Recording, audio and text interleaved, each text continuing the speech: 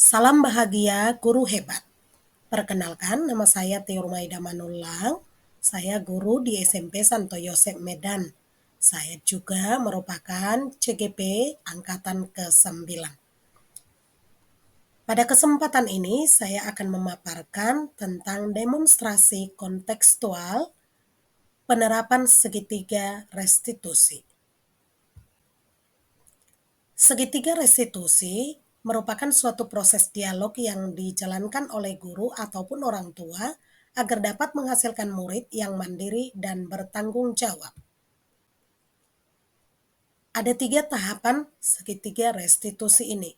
Yang pertama adalah menstabilkan identitas, yang kedua validasi tindakan yang salah, dan yang ketiga adalah menanyakan keyakinan. Yang pertama, menstabilkan identitas. Dalam hal ini bertujuan untuk mengubah identitas anak dari orang yang gagal karena melakukan kesalahan menjadi orang yang sukses. Yang kedua adalah validasi tindakan yang salah. Dalam hal ini dilakukan berdasarkan prinsip bahwa setiap perilaku berupaya memenuhi suatu kebutuhan tertentu.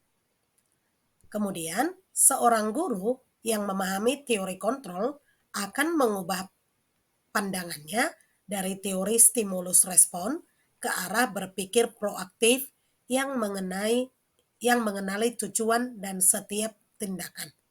Ketiga, anak-anak yang tadinya tidak terjangkau menjadi lebih terbuka kepada mereka. Yang ketiga, menanyakan keyakinan. Dalam hal ini, pada tahap ini, murid akan diberi pertanyaan-pertanyaan bermakna untuk memunculkan motivasi secara intrinsik sehingga mampu mengaitkan keyakinannya dengan tindakan. Sebagai penerapan segitiga restitusi dalam menyelesaikan kasus, dapat saya paparkan pada 2 kasus berikut ini. Kasus yang pertama adalah Natasha sering tidak mengerjakan PR sehingga sering mendapat ejekan dari temannya. Natasha pun menangis dan tidak mau lagi belajar. Berikut adalah skenario penyelesaian masalah dengan menggunakan segitiga restitusi. Bikin aja kayak berikut video dan terus. Selamat pagi Tasya. Selamat pagi Bu. Apa kabarmu di pagi hari ini? Baik Bu. Syukurlah. Nah, apakah Tasya tahu mengapa Ibu memanggilmu hari ini ke sini? Tidak Bu. Ibu telah mendengar laporan dari Bapak Ibu guru yang lain yang masuk ke kelas kita dan juga dari temanmu sekretaris kelas kita bahwa kamu katanya sering tidak mengerjakan PR. Apakah itu betul? Betul. Sudah berapa kali rupanya Tasya tidak mengerjakan PR? Hampir setiap ada PR Bu. Wow. Coba tengahnya bisa. Tentu Tasya mungkin punya alasan mengapa Tasya tidak mengerjakan PR tersebut. Coba ceritakan kepada Ibu.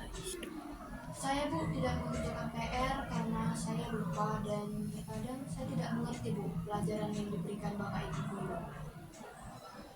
Oke, kalau begitu apakah tindakanmu itu benar? Kan bisa saja dikerjakan PR walaupun mungkin kurang benar dikerjakan PR. Bukankah itu sudah melanggar keyakinan kelas kita? Sudah Bu. Kira-kira keyakinan kelas apa yang sudah Tasya langgar? Kepedulian dan bertanggung jawab Bu. Baiklah, kalau begitu Ibu pun memang pernah mengalami hal seperti itu ya. Waktu Ibu dulu duduk di bangku sekolah, Ibu pernah tidak mengerjakan PR, tapi jangan sampai keterusan. Kalau begitu, adakah niat Tasya untuk memperbaiki hal itu? Ada Bu. Kira-kira keyakinan apa yang harus kamu terapkan sebagai seorang pelajar? Lebih peduli dan bertanggung jawab. Baik, terima kasih. Nah, apalagi yang kamu lakukan nanti untuk memperbaiki kesalahan ini? Saya akan mengerjakan PR saya Bu dan jika saya kurang memahaminya, saya akan bertanya kepada guru bidang studi, kepada teman, atau kepada orang tua saya, Bu. Di slide sebelumnya dia mau bilang. Terima kasih. Kita sepakati ya Tasya. Ya, Bu. Nanti Ibu akan Coba menantikan di tengahnya. keyakinan kelas yang sudah kamu katakan ini. Kita lihat ke depan semoga lebih baik lagi. Terima kasih Tasya. Terima kasih. Silakan masuk ke dalam kelas. Perkenalkan, nama saya Natasha dari kelas 9A. Saya senang sekali diajak diskusi dengan Ibu Maida untuk menyelesaikan permasalahan saya yang sering tidak mengerjakan PR. Kedepannya, saya akan lebih bertanggung jawab dan lebih peduli lagi terhadap PR saya. Dan saya tidak akan diejek lagi oleh teman saya. Terima Coba kasih. di tengahnya. Pada kasus yang kedua, Grace sering alpa di sekolah sehingga banyak pelajaran yang tertinggal.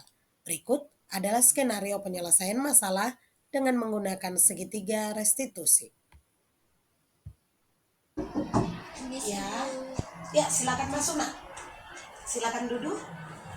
Oke. Apa kabar? Baik, selamat siang nak. Sehat kamu? Nah, Grace, apakah kamu tahu mengapa ibu memanggilmu siang hari ini? Nah, saya tadi pagi melihat daftar presensi kita. Saya lihat Grace banyak sekali alpanya. Apakah benar demikian? Kira-kira apa alasannya mengapa Grace banyak alpa? Karena saya sering begadang dan nelpon sampai pagi sehingga ketiduran dan gak berani ke sekolah lagi. Oh begitu. Apakah orang tua di rumah tidak membangunkan kamu? Membangunkan cuman karena ngantuk sekali. Hanya ngantuk sekali ya, pindah dari satu tempat tidur ke tempat tidur yang lain ya, diulangi lagi ya. Nah, kalau menurut Grace, itu tindakan yang bagus atau tidak? Apakah itu sudah melanggar keyakinan kelas kita?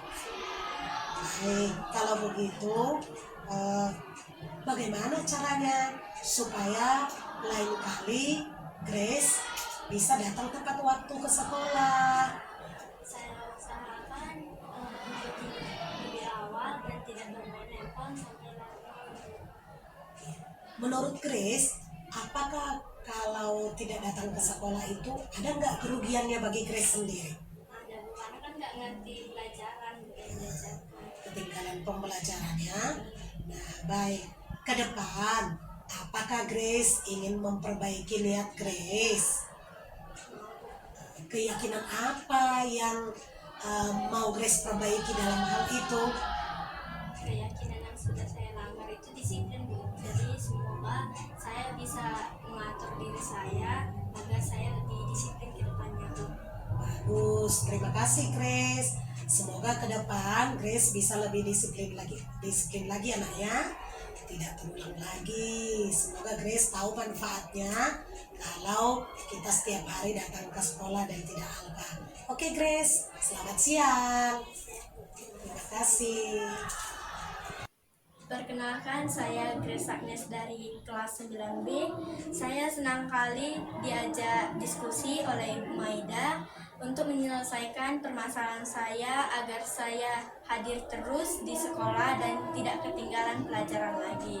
Terima kasih.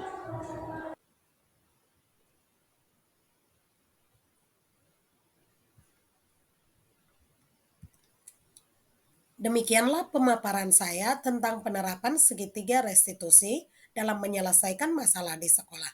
Terima kasih, salam guru penggerak, tergerak, bergerak, menggerakkan.